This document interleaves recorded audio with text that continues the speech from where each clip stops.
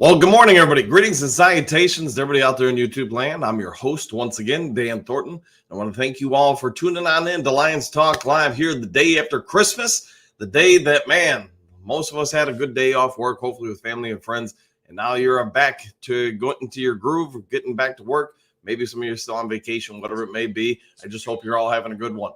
Now, talking about the Detroit Lions here, hey, we got some good news. We got the chance to be the number one seed. Yes, indeed, you do. The 49ers didn't look so great last night. Brock Purdy struggled a little bit. Hey, give Baltimore Ravens some credit. They made a lot of good plays in the ball, and obviously that impacted the outcome of the game. Whatever it may be, whatever you're going to say, we're going to be able to say this right now. The Detroit Lions are tied record-wise for first place in the NFC.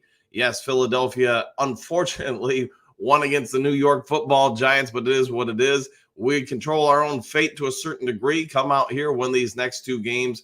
You never know. We might just have a first-round bye. Now, before we get into today's video, as most of you know, if you're probably watching other YouTube channels, let alone this one, if you haven't yet subscribed to Lions Talk Live, please consider doing so. I think we need about 25 or so more subs to hit 4,900. So it means we need about 125 to go ahead and hit the 5,000 mark. If you haven't yet subscribed and you're willing to hit that subscription button, surely would be thankful. Also, if you're enjoying the videos, don't be afraid to smash that like button, thumbs up button, whatever you want to call it.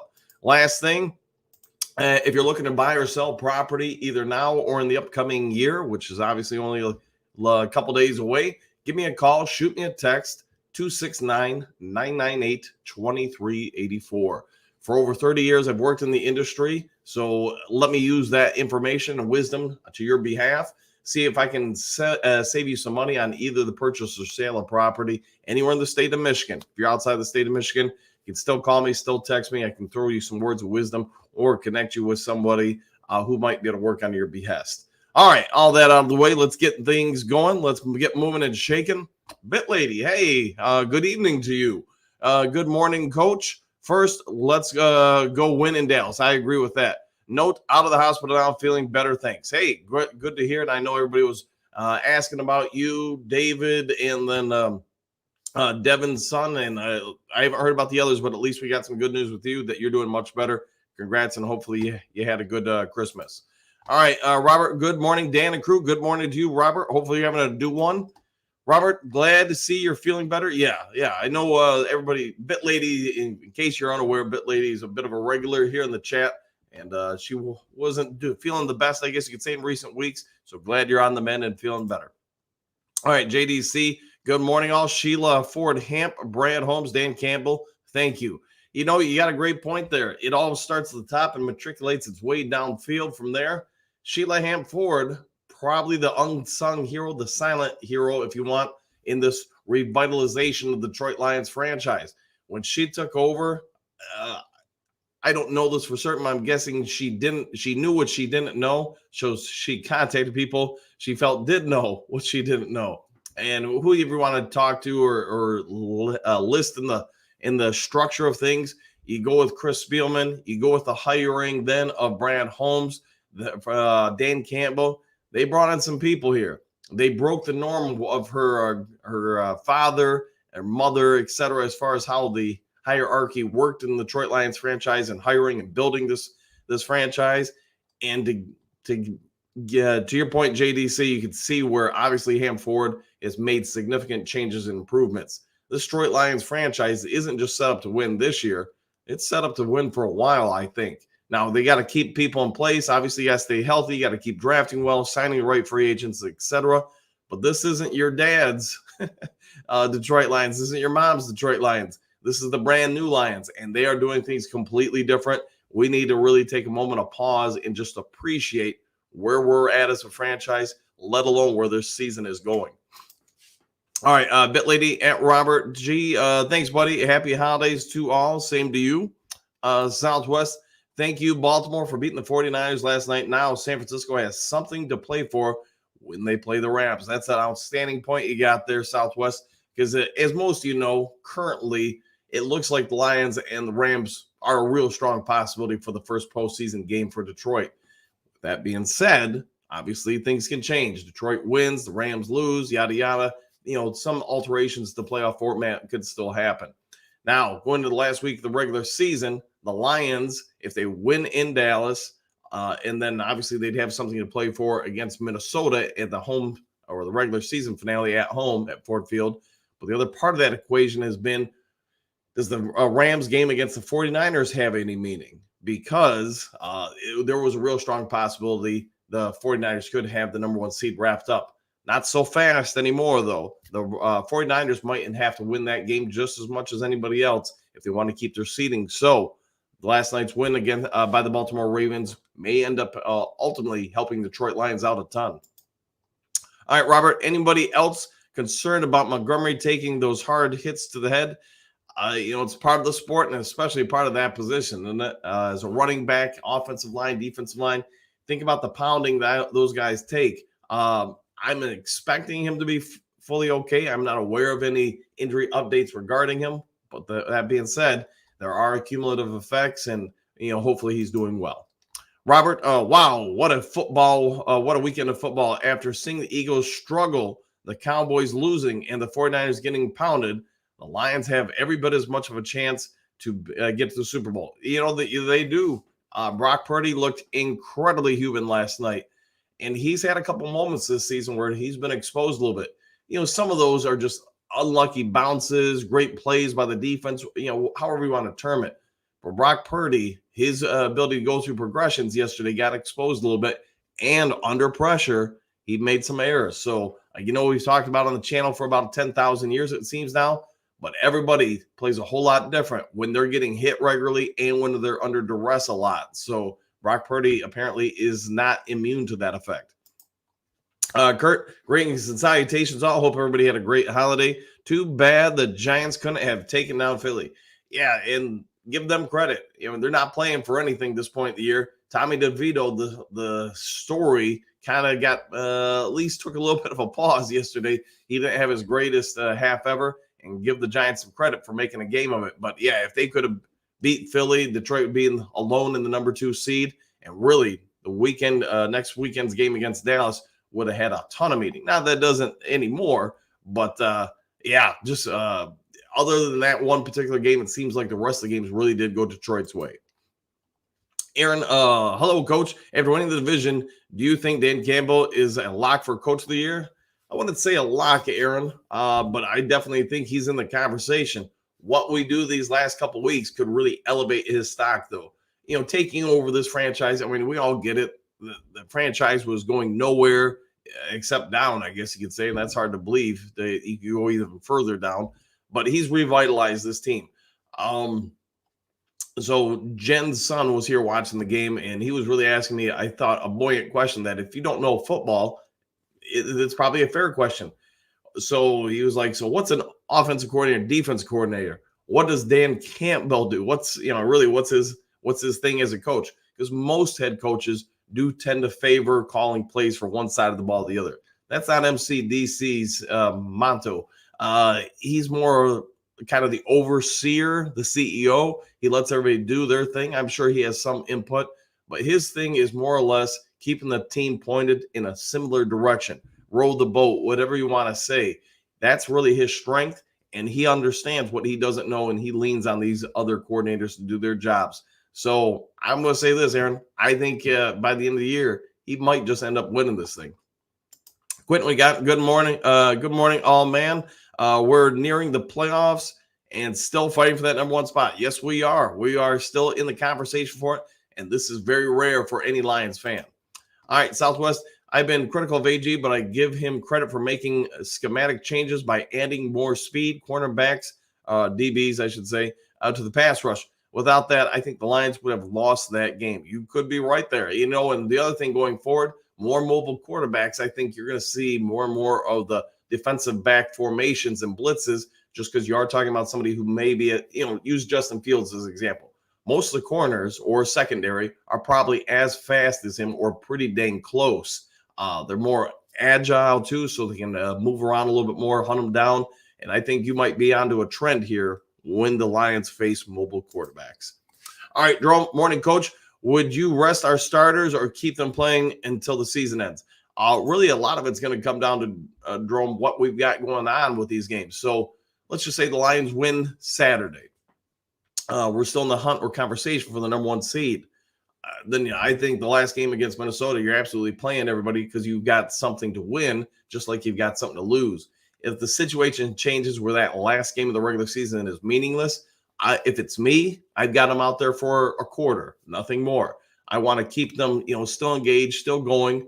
And at that point, let them rest the rest of the game. I don't like the idea of teams that just say, hey, we're going to take a game off.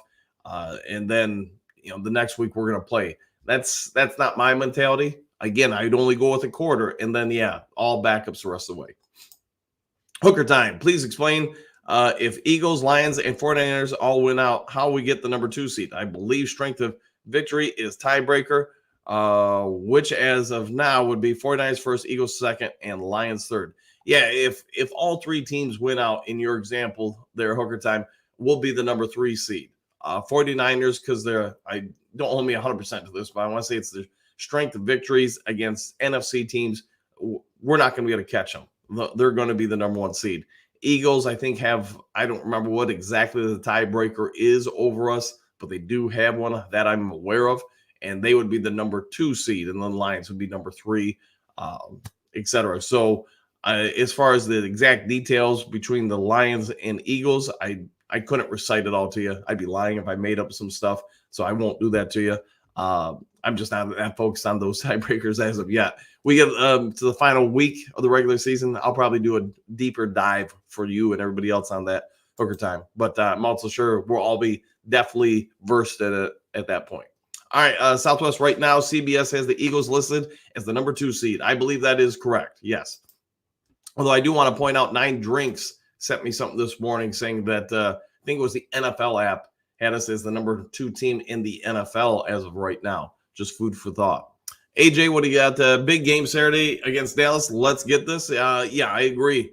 It might be, man, I'm trying to think of a bigger game in Lions history. And obviously, every time you win, the next game is going to have even more and more value to it.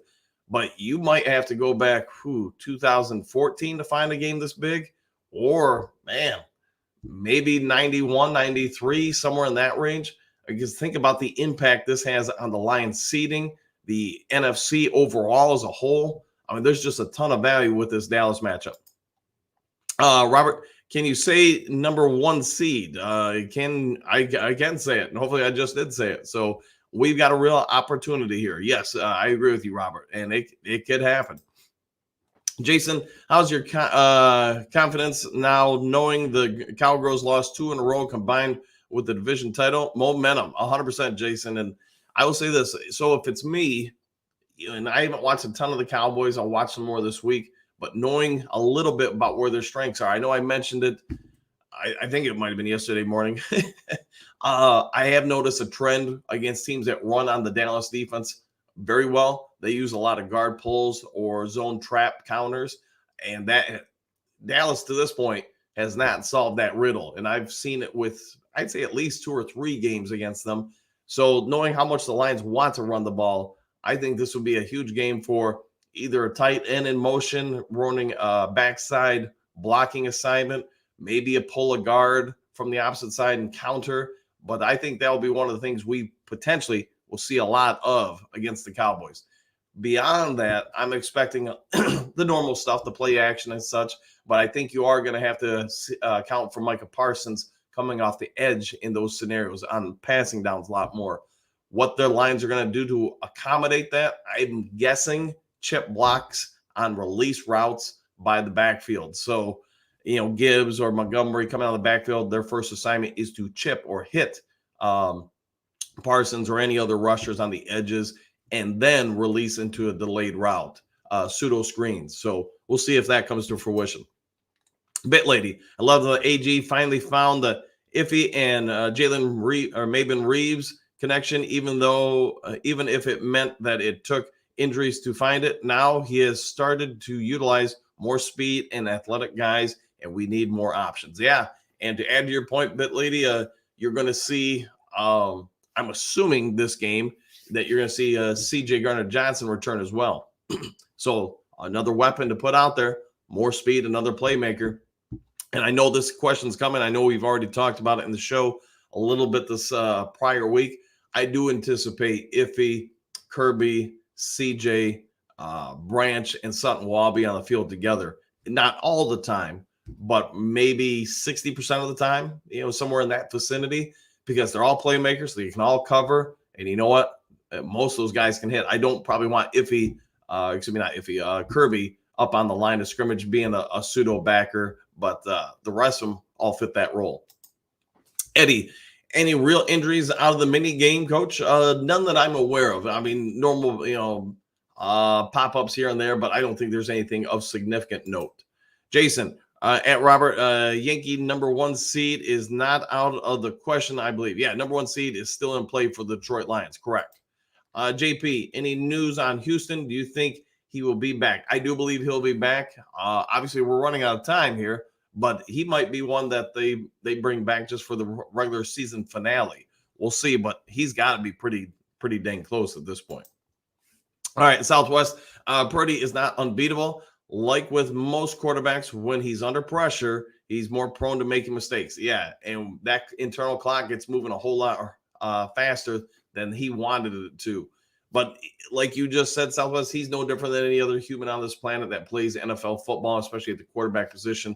There are just so incredibly few people that can take the constant hits, pressure, duress, and it doesn't affect them.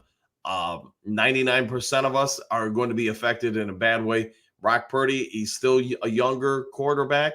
He's had a lot of success. Some of that's schematic. Some of that's his God-given abilities. The other part is, though, I give him credit, though, for having whatever it was. It felt like 8 interceptions in the first half.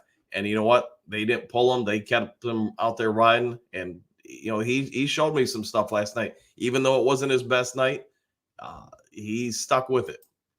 All right, Bit Lady at Southwest. Eagles are second due to the tiebreaker of strength of schedule. Yeah, I knew we were somewhere in that vicinity.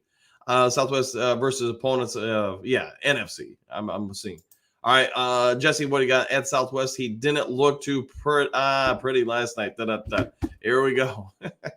Brock Purdy did not look pretty. Yes. All right, Southwest.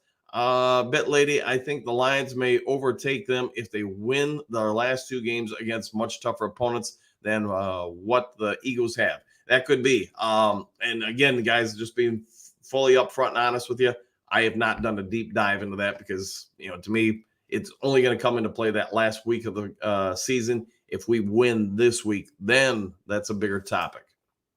Robert, one good thing for the Lions is the Giants will be looking for revenge the last game, as well as the Rams will be fighting for a better seed. The last game against the 49ers. Yeah, to me, one of the biggest non-Lions games that will impact the Lions is going to be, as you're pointing out, Robert, that last game of the regular season against the 49ers and Rams. That one may have massive implications for quite a few teams. I won't be surprised if that one gets moved to the final game of Sunday night that week. Jerome, hey, Coach, after a big win, do you think the coaches get the players to refocus on the grand prize, which is to win the Super Bowl? 100%. Yeah, 100%. I think they're all going to be talking all this week about this Dallas game. The players, most players, just like you, me, or anybody, we know when it's a big game. We know what's on the line. They know they go into Dallas and get this win. Not only is it a huge win for ego, pride, chest bumping, whatever, but also on the playoffs, the seeding. You're going to keep having a chance to have that number 1 seed be a real possibility. And that's a badge of honor for the coaches and the players as well. The other part is you already know at that point, you're 1-0 in the postseason. You have survived to move on to the second round of the playoffs. And yes, obviously you don't play anybody, but don't let that fall short out of you.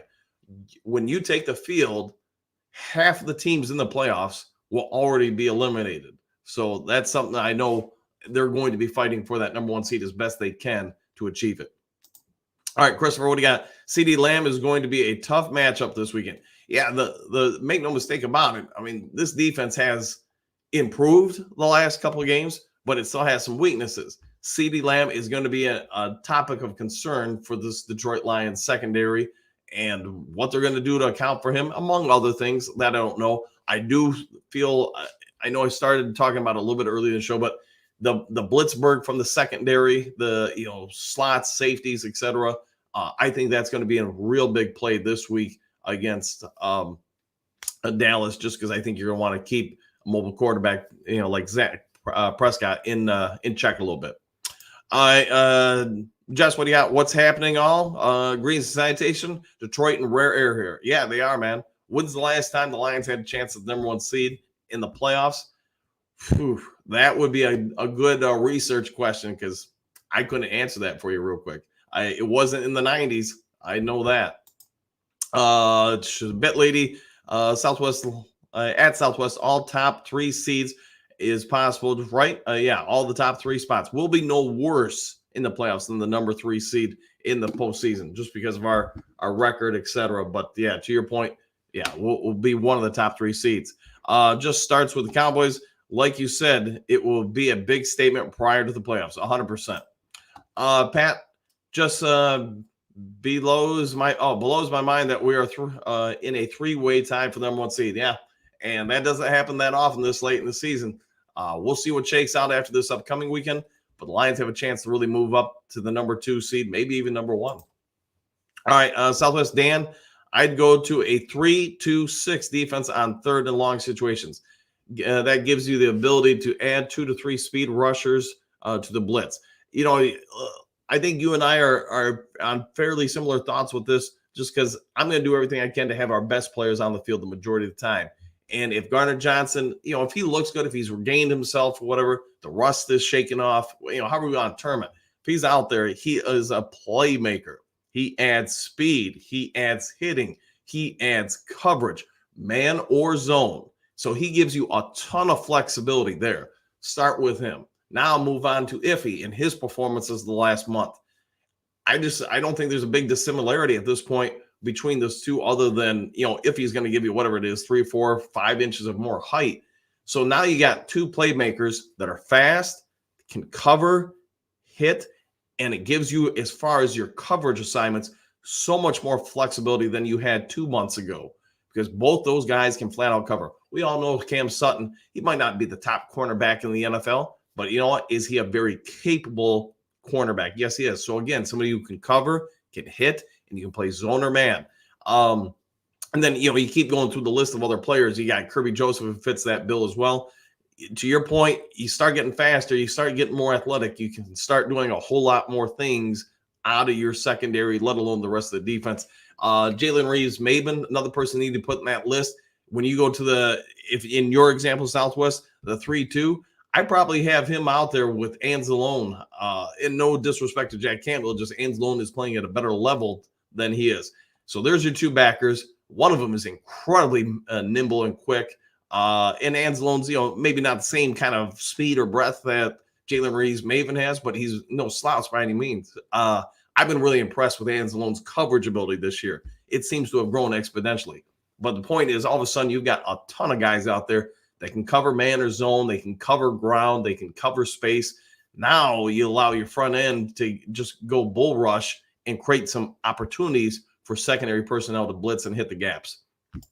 Trey, what do you got? Any Houston news, man? His return would really help us a lot. Yeah, especially in Southwest's example of a 3-2-6. That would help out a lot. But nothing more than I just said a little bit ago that, I think he's close to returning.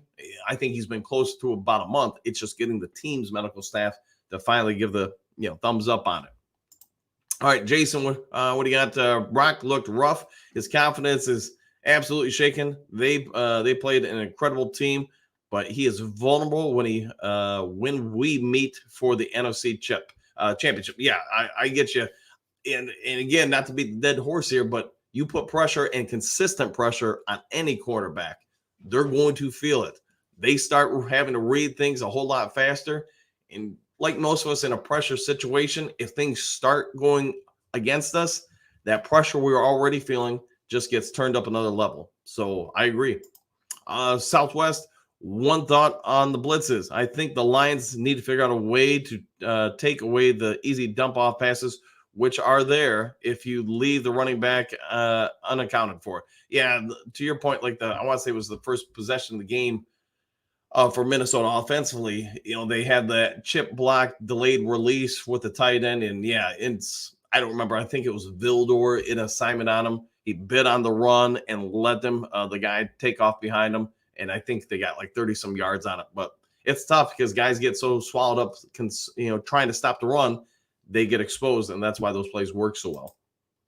All right, JP, the Ravens sure look strong. They do. They look like a very complete team, and give them props for constructing it. Give Lamar Jackson a lot of props for keeping evolving as a player. He didn't run a ton last night, but when he ran, he took off somewhere. And that's, to me, that's the best compliment you can give the guy. Is he's not just a this or that quarterback. He's a quarterback, and he's the closest thing. I know I've said this before on Lions Talk. He's the closest thing I've seen to Steve Young since Steve Young. I mean, he's got a howitzer for an arm. He's mobile. His accuracy has grown quite a bit. He's grown as a player and a leader. You see how guys respond to him. That's a leader out there. That's somebody who's, not about himself. He's not about anything. He's about pointing everybody in one common direction, and give him all the credit in the world, man. He's a real weapon out there. All right, Detroit D, good morning to everyone. Good morning to you, too. Hopefully you're having a great one. Michael, howdy, Dan, and Lions Faithful. Howdy to you, too, Michael. Hopefully you're having a great morning.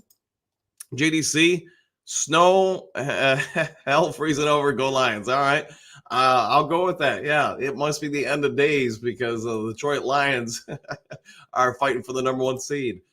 Super Bowl or bust. All right, Donkey Kong, there you go, man. Now it's a good show. All right, Jerome, hey, Coach, I keep thinking this is a dream and I'm going to wake up, but we didn't. If you're in a dream, man, we're all a part of your dream. So maybe this is the Matrix. Whatever it is, man, we just all need to enjoy it because as long time suffering Lions fans, yeah, this just doesn't happen that often. So embrace it. And hopefully this is the wave of the future for us. Southwest, I'd look at the Ravens versus 49ers tape, but I'm not sure if anything the Ravens did can be duplicated. They've got more athletes. Yeah, and to me, you look at them, what they did to construct that defensive line. Okay, so the 2 guys they have in the middle, and I don't know their names, so apologies, everybody, but look at what their assignments are. They basically went old school 3-4 assignments. So that just means your 3 dudes up front.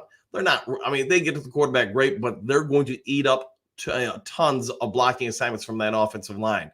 Their job is to gap control and guard control. So what that means is 2 guys are specifically lined up. Here's the center, here's the 2 guards, and you got 2 guys on that defensive line. They're going to crash down on those 3. Those 3 guys instantly have to account for those 2 rushers. Otherwise, they're going to destroy you.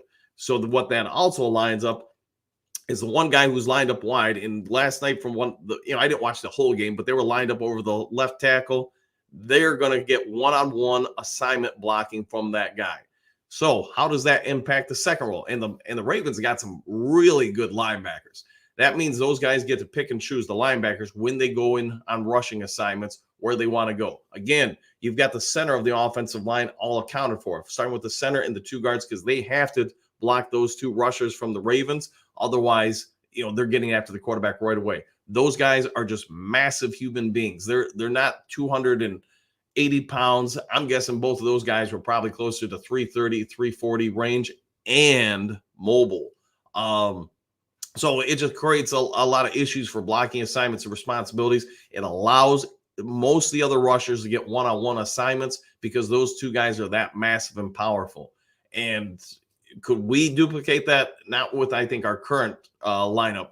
Maybe a Lee McNeil if I'm remembering his stuff, but obviously his shoulder pad levels and everything we've seen so far this year, he's good. He's just not quite that size. Plus, he's lost some weight and power, well, at least some weight. So, anyways, I won't go on to the long ways, but for me, that Ravens defense all begins up front, and with what they did to construct that defensive line. Now you add the linebackers, how great they are as far as their athleticism, their aggression, their ability to read. I mean, those guys read and decipher plays pretty quickly, but that's a credit to them being experienced. Now you add in the secondary. I don't think it's just my opinion. I don't think their secondary is vastly different than ours, But to me, it all starts for the Ravens up front. What they have up there is very rare. All right, went on too long with that one. Sorry, guys.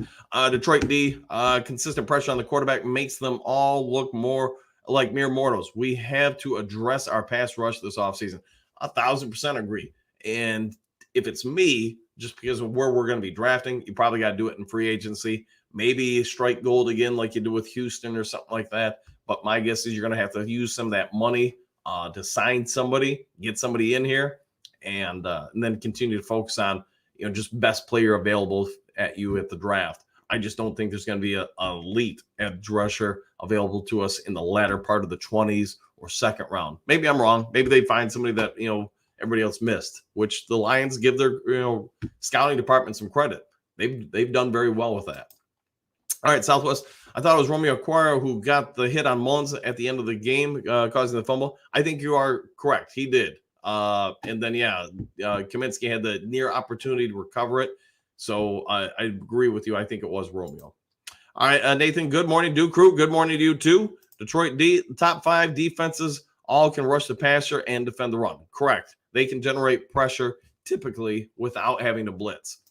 9 drinks, greens, salutations, all. And thanks for that morning text, buddy. Got that, and I hope you heard that I mentioned it out here.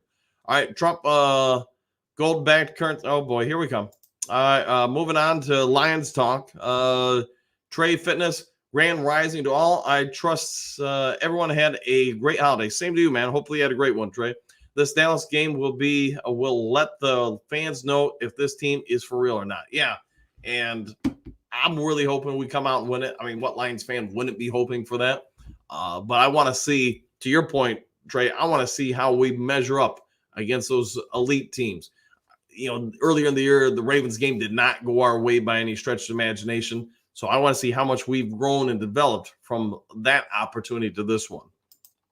All right, Bit Lady, Southwest, yes, it was Romeo and Kaminsky, the non-athletic guy trying to make the athletic play. I was yelling, no, just fall on it. Yeah, and I got to imagine there were a lot of people just saying, hey, just fall on it. And, we'll move on from that one because, hey, we got the win. That's all that matters at the end of the day. Jet, what do you got? Brock Purdy looked real mediocre last night. We'll take it. Yeah, you get hits on somebody, man. They start, seeing ghosts. They start hearing steps, and he was hearing a whole lot of them this first half. My guess is if I'm the 49ers this next game, I'm going to start that game off, probably the first 10, 15 plays. I want the highest opportunity for him to complete passes just to try to regain his confidence and get him going. All right, Detroit. The Ravens exposed the 49ers last night. Pressure on the QB made them look very beatable. 100% agree with that. Robert, smash that like button. Yeah, I can't see it on my end. So if you are enjoying the show, go ahead and hit the subscription button if you would, and also consider the thumbs up button. That would be great of you all. All right, Southwest. Ben Johnson needs to have Gibbs and JMO run crossing patterns or slants. Neither can be covered in most cases one-on-one. Throw out of the middle of the field with them getting the ball on the run. Agreed. Yeah, and I think we'll need to continue to see that more and more heading into the playoffs. Angie, glad you are feeling better, Bit Lady. Yeah, hopefully we get some update on Devin and David as well. So at least what we know right now, out of last week, we had 3 regulars to the Duke Crew not doing so well. Hopefully we'll hear an update on the rest of them as well. Bit Lady, glad you're doing better. Edward, what do you got? Why did Jamari Gibbs get a drug test? It's just random stuff. I want to say we've had some other players in recent weeks get them. It's just part of the NFL policy. They don't announce it. That way nobody can prep for it. But, just normal stuff. Jerome, what do you got? Hey, Coach, will you be at the playoff game? There's a possibility I might. And if I'm going to talk to some of the people and see if we could, if the weather's going to be at least somewhat decent, maybe even do a meet and greet or whatever, a tailgate. How about that? So I'll work on that and let you guys know. Trump, I thought Glenn got away from blitzing against Minnesota. Need more blitzing. Yeah, he had it at moments, but to your point, I would say he went pretty conservative right before halftime, and I thought that's what allowed Minnesota to get that score right before half. And then there were some periods in the fourth quarter where I thought he went away from it. And, again, keep pressure on people, make them perform under duress. I'm a big fan of it. I'm not a fan of passive D. All right. Southwest Bet Lady, he needs to have better situational awareness, be smarter, fall on the ball, and the game is over. 100% agree. All that is true. Doug, you realize Hutch did not have one single tackle in the game, but he had pressures. He did. He did create some pressures and some flushes, as I call them. Other places took over. That's what deception is all about. 4 interceptions removes a lot from the offense. Yeah, 100%. To me, the more you watch Hutch, I think they are trying to get him less snaps per game. Let him rest up and get re-energized before the end of the season and in the postseason.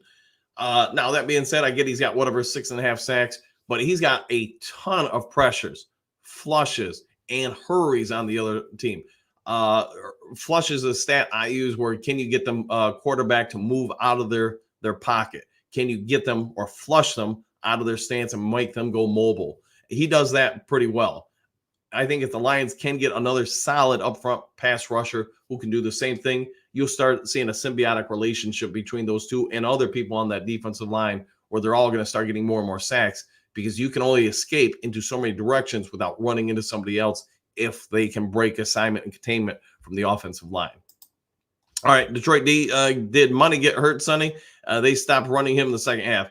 I had that question too. And in review, I think a lot of it just has to do with, Gibbs was just having a heck of a game. So I think that's it. I'm not privy to anything else. If somebody else knows something different, that go ahead and throw it in the comment section. But to me, I just think that's a sign that they see Jamari Gibbs becoming more and more the number one back on this team. All right, Dr. Detroit. No way we are getting the number one round bye, man. It could happen. It could not happen, but I'm hoping that we still have a chance. Well, we do have a chance. I'm hoping that obviously we can get it. All right, Dr. Detroit, San Fran could fall apart a bit. Lady Luck, baby. It could be. Detroit and Bit Lady, welcome back. Glad you are doing well. Agreed. All right, Trump, I thought NFL players can have weed in their system, drug test for you'd have to, I'm sure weed is not a banned substance by NFL standards. But what they're testing for, probably something like, anabolic steroids, something of that line, other substances that are banned. I mean, players nowadays, I feel for them. You can go into GNC and buy products that, are FDA approved, legal from obviously a GNC or distribution standpoint, but they're not legal according to league policies. So it's not just the NFL. There are a lot of substances that are completely legal but banned by pro sports teams. So if you're going to buy some products, you need to make sure your agent or whoever your representation is does an inquiry with your team and that league to make sure that you're okay if you use them. So they're in a tough spot, a lot of guys, because a lot of these guys are just kids. I mean, they're anywhere from 20 to 25 on average, and they don't know any better if they use it forever, or there's the assumption, hey, if I can buy it at Walmart, Walgreens, Harding's, wherever, that it must be okay to put in my system. And that's where I think they need to do a better job of educating in rookie symposiums when players first come into the league. But hopefully it's not a problem for any of our players. All right, Southwest. Doug, I agree. Hutch had an impact on this game. The difference is adding speed and blitzing allows the Lions to actually get more hits / sacks they weren't getting before. Agreed, 100%. Detroit D, thank God Iffy is healthy and contributing. Yeah, and if he keeps this up the rest of the year, man, Detroit's going to have some choices to make. One, I think, Tracy Walker's probably cut, and you're looking to re-sign Iffy and probably C.J. Gardner-Johnson. I just think, man, there's too much flexibility there. We're all talking about defense and being able to blitz and this, that, and the other thing.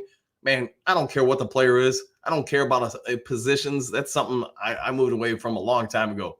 Give me the 11 best dudes out there. Obviously some of them, you're probably not having Iffy, play nose tackle or anything. So you do have to have some kind of idea about some stuff. But as far as secondary, really the day and age of just being a corner or safety, that's kind of going bye more and more. A lot of these guys, use Iffy as an example. He's played corner, he's played safety. He can just play. And yeah, that dude, his game has elevated. All right, Doug, figure the interception return yards and remove it from Millen's yards uh, and add the offensive yards we returned in our grind it out ball control offense. Many had a great group of receivers. They do have a great group of receivers, to your point, Doug. Millen's had, I mean, I'll say this for the guy.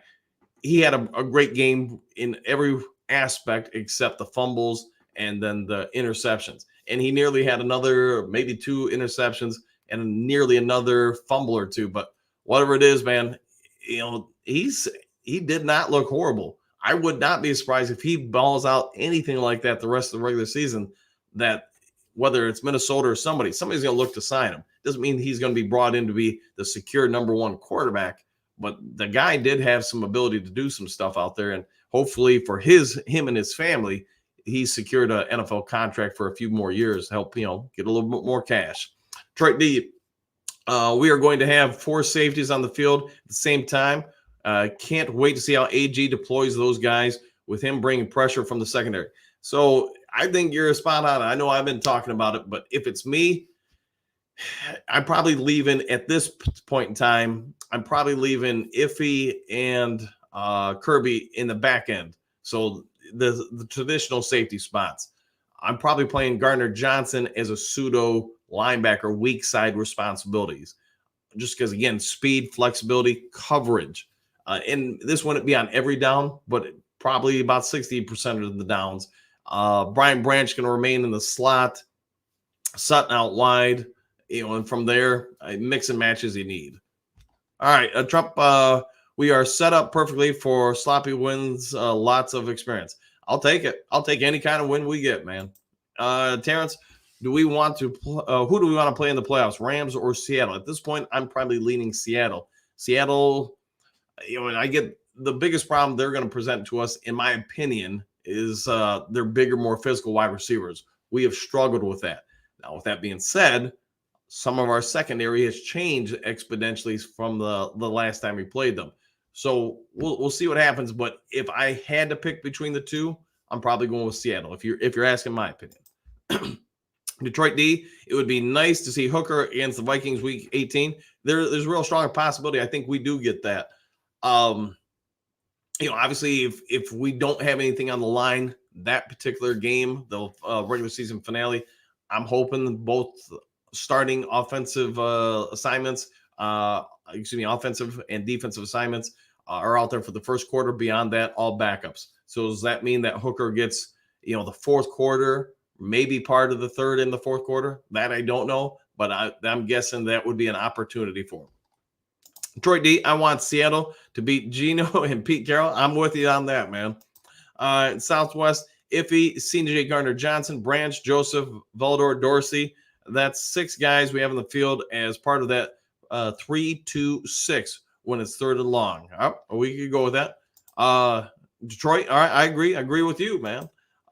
Sir Richard, morning to you too. Detroit D, I would consider putting Branch or Iffy at outside corner with CJ Gardner Johnson, Joseph Sutton. Yeah, and to your point, you've got a lot of flexibility where you can put somebody out there. Iffy being 6'3", we don't have size at corner, at least not a ton of it. He would be one of our biggest ones, if not our biggest one. And as long as he can, force some sideline where he can use his side and help take away people going over the middle of the field, I think that you could be onto something there. Terrence, we were moved up to the number 2 for a couple of hours until San Francisco played. Okay, I'll go with that. And hey, we're all tied. We're a 3-way tie for the number 1 seed. Even though obviously the tiebreakers have us down not as number 1 seed. All right, Southwest, by winning against Minnesota, the Lions set themselves up perfectly. They have something to play for, but they know that they can do no worse than number 3 seed. Yeah, correct. Yeah, there's no way we're going to fall below number 3 at this point. So we could be number 2, number 1, or number 3. Dr. Detroit, the way our luck is going, we could end up with a number 1 seed. We could. And, man, who would have ever thought that going into the season? Detroit Lions, the number 1 seed in the NFC. All right, Trump, Cowboys weak against the run. Yeah, and that's what I was saying earlier with especially against the weak side pulls, zone runs, whatever you want to call them, counters on the opposite side. All right. Detroit D, Dallas can't defend the run. Yeah, they're going to struggle with it. They're going to have to probably commit a little bit more than they want to help stop it, which, as we all know, then opens up to play action pass. And let's just see how aggressive we get from the start of the game. We come out, if they're cheating 8 or so guys into that box, man, have my blessing, man. Go 9 routes right off the bat, throw it deep, because you're going to put that one safety single high in a lot of bad situations if you've got Jameson going a 9 route, so just running a straight fly pattern down the field, and then whoever you're putting on the opposite side, maybe Laporta with a deep in on that same sideline being vacated. So Jameson Williams going here, Laporta running beneath him underneath, and then St. Brown going deep, or maybe post route on the opposite side, because that single safety, if he's having to take off to cover J-Mo, that means Laporta's got single on the outside, and then St. Brown on a slant or post pattern would also have single coverage in those scenarios. All right, JDC Magic 8 Ball says Bugs picks up Prescott, fumble, rumbles, bumbles, stumbles for 7 yards. Lateral to Kaminsky, who takes it to the house. Go Lions. I'll take that, man. Kaminsky probably be feeling a whole lot better about his situation. Detroit D. Ben Johnson should take a page from the Mike McDaniel and use J-Mo and Gibbs in motion like the Dolphins use Tyreek. Yeah, that's one thing I kept so far this year. I've expected more and more of, where you do have that motion set up, but Ben Johnson, at this point at least, hasn't done it. Trump, perfect time to get healthy. Yeah, and we seem to be getting a little bit more healthy. All right, Southwest. Sorry, I had to clear my throat there, guys. All right, Southwest, too bad. J-Mo was out of bounds on that one pass to the sideline. That wasn't there a lot of open space on that play. It was, but, unfortunately, the heel of his foot was out of bounds. So it is what it is. Dr. Troy, yeah, we would love to have some field to run. Yeah, 100%.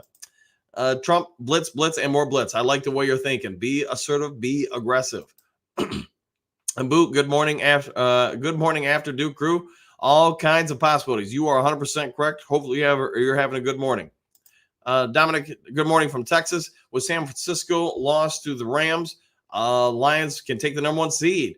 We will finish 13-4. Let's go Lions. Man, wouldn't that be something if Matthew Stafford delivers us the number 1 seed in a first round bye? Man, I can see the talk shows already, man. All right, Southwest, Detroit D, Ben Johnson is starting to figure it out, but there are some refinements needed. I do like the idea of J-Mo, like the idea of more pre-snap motion with Gibbs and J-Mo, along with getting them the ball on the run. Yeah, 100%, because let's be fair, they're both pains in the butt to have to keep up with and guard and defend. So anything you can do to cause the defense to be in a less advantageous situation, I'm all for it, man. JDC, Trump genius, all right, well, here we go. Mile marker, good morning. What a great week this is. 11-4, my friends. You're 100% right, Mile. 100% right. Trump blitz the few out of them. All right, I'm down with that. Trump, I'm down with that. Detroit, can we show AG the defense some love? We need to, man. We need to, because, hey, we all get it. He's been under fire the vast majority of the season, but also you need to give him some props when props are due. He's made some adjustments, maybe even begrudgingly. But you know what? In the last 2 weeks, that Lions D has not been bad. And they've created turnovers. They've created pressures. They're doing it, and they might not have the most talented group out there, but you know what? They now are starting to have one of the more athletic groups out there who can alter coverages. So kudos to him, man. Good guy. So who's benching Goff for Hooker still? Ha ha ha! Don't hide it. At this point, I don't think anybody is doing it. Detroit D, is the rebuild over? That's a fair question, man. I gotta believe since we've won the division, we're gonna have the winning record for 2 straight seasons, and each season this regime has been here, front office, the coaching staff, etc. You look at the trend. Each year, you're getting better and better. At some point, it's gonna be hard to keep getting better. But hey, they've been here 3 years, and it's hard to complain with any of the results they put forward. Detroit, Dr. Detroit, next season, I consider it for sure. Depends on contract demands. Anything north of 40 and 3 years, no thanks. I'm assuming you're talking about Goff, and yeah. Trump bench Goff for a mini game. If that game's got no meaning, it could happen. Me personally, I just want him in the offense and the starting defense out there for a quarter. Beyond that, let them all sit. Single dads, I think we beat Dallas. I like the way you're thinking. Detroit D, CD in the slot is a problem. Play him like Jefferson. Yeah, you're going to have to. You're probably going to have to commit 2 guys to him a lot of times. Dr. Detroit, I might do that too, Trump, unless we beat Dallas. Yeah, if we beat Dallas, you're playing for the number 1 seed. You've got a reason to win. JDC, Detroit D, they've been at it since 57. Yes, the rebuild has been on for a while, but you know what? They may have finally gotten it done. All right, Trump's right, if nothing to play for, get the younger guys playing time experience. Yeah, 100%. Yeah, if there's no reason to win that game, then just go ahead and play it for fun. Let the younger guys get reps, experience, give them to grow and develop, and maybe see some of your guys' points. Maybe see what you got in Hooker a little bit. Detroit D, JDC. I like. We have a solid foundation. We do 100%. The Detroit D, we do have a very solid foundation. Younger core of players, coaches are getting more and more experience. So you're 100% right. Yeah, and you think, yeah, I think you're right on that, man. Gun guy. So take steps back from best we have ever been. Not worth the gamble to pay the quarterback who wins, not who's hype. Yes, we'll go with that. Southwest, meant to say iffy, CJ Garner Johnson, Joseph Branch, Vildor, Sutton as the 6 guys. The defense has been a lot faster the last 2 weeks because there's more speed on the field. They agree. Yeah, they're able to defend more of the field. Gun guy, iffy, a dog. He, man, you ain't wrong, man. He's, man, to think. I mean, he was part of the Stafford trade. So he was a 3rd rounder, and I get dude's just been injured, unlucky, whatever you want to say. But man, he is skyrocketed, and yeah, Tracy Walker. I feel bad for the dude because he's been here for a while. He's been through some stuff. I think he bleeds hallelujah blue and silver. But at the end of the day, as a coach, man, can be the greatest dude in the world. You can't put somebody out there just because they're a great person. They have to be a great player. And give them credit because that could not have been an easy call saying, hey, we're going to take a shot on this guy and put you down. But, hey, we haven't heard anything out of Tracy Walker, so also give him props that he hasn't rumbled or anything like that. Yeah, unfortunately, though, it is a business, and, yeah, they're probably going to have to move on from Tracy Walker. If he on the bench was dumb, we can all say that now. But, hey, maybe it's – the other part of that could be maybe if he needed to be there to grind more to improve and supersede Tracy Walker. So who knows, man? I'm just happy we got it right now. All right. Detroit D, Tracy is out of here unless he takes a pay cut. He will be our new, oh boy, Will Harris. I think he's better Will Harris, man. Come on now. But yeah, where you're paying him what he's currently getting him, Romeo, Aquara, Charles Harris. Yeah, they're on borrowed time here. I'm thinking. Gun guy, if we beat Dallas, we have to beat Minnie for 1 seed. Starters would play. Yeah, I agree with that. Detroit D, if he was injured a lot, that is why he wasn't playing. Yeah, agreed. Yeah, and he's finally healthy. Man, he's got to be confidence has got to be through the roof at this point. Southwest, the short sample size I saw of Sam Darnold coming in for the 49ers, he has improved quite a bit. He looks to be a solid backup for them. Yeah, and he'll probably be a solid backup for teams in the foreseeable future. Detroit D, Houston back for playoffs. Yeah, I knew where you're going with that, man. And I'm hoping he'll be back for the final Minnesota game. That would be great, just so he gets his feet wet a little bit. 9 drinks iffy is playing lights out 100%. Yeah, I don't think anybody could disagree with that. Trump, this is way more stressful than losing. Yes, losing, man. There's no stress, man. You know the outcome of the story before you even read it. JDC, there's gonna be a knockdown drag out come Saturday night. Yeah, it will be, man. 2 teams, both of them built fairly similarly. Yeah, both of them are gonna have reasons to win. And Dallas coming home after losing a couple games in a row. Yeah, they're going to throw everything they can at us, as they should, man. And that's why I think we're going to learn, win or lose. We're going to learn a ton about our team and how much we've evolved.